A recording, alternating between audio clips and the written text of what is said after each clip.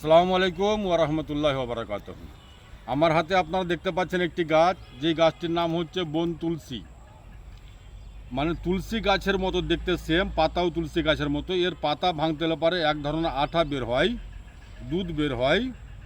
এই গাছটি চিনার খুব সহজ উপায় এবং সুগন্ধ আছে। তুলসী গাছ যেমন সেন্ট ছাড়ে, মহক ছাড়ে, আর সুগন্ধ আছে তুলসী গাছের, সেই মতো অবিকল এই তুলসীর পাতার মতো এর সুগন্ধ, একটা সেন্ট আছে, মাহেক আছে, খুব সুন্দর খুশবুটা। আর আপনার যেই ব্যাপারে ডাক্তারবাবু বলেছে আপনাকে যে আপনার ঘা ভালো হবে না, আমি ঘায়ের ব্যাপারে বলছি। পুরাতন ঘা, ক্যান্সারযুক্ত ঘা, যেই ঘা আপনার ভালো হচ্ছে না, ডাক্তারবাবু বলেছে আপনাকে অপারেশন করতে। সেই ঘাকে আপনাকে অপারেশন করতে বলেছে। আর ওই ঘা কিন্তু আপনার এই বন তুলসী গাছ দিয়ে আপনি আপনার ঘাকে ভালো করতে পারেন।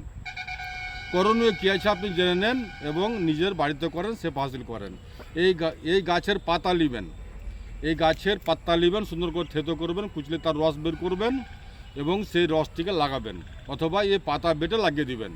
দিনে দুবার তিনবার করে লাগাবেন, ইনশাল্লাহ আলহামদুলিল্লাহ সকাল সন্ধ্যা দেখবেন কয়েকদিনের মধ্যে, মাত্র কয়েকদিনের মধ্যে, 4 থেকে 5 দিনের মধ্যে আপনি রেজাল্ট অনবীর্য পেয়ে যাবেন।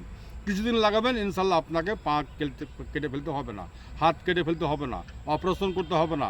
ক্যান্সারযুক্ত ঘা, যেই ঘায়ের ব্যাপারে ডাক্তার আপনাকে বলেছে কেটে ফেলতে হবে, সেই ঘা আপনাকে কাটতে হবে না, ইনশাল্লাহ আলহামদুলিল্লাহ।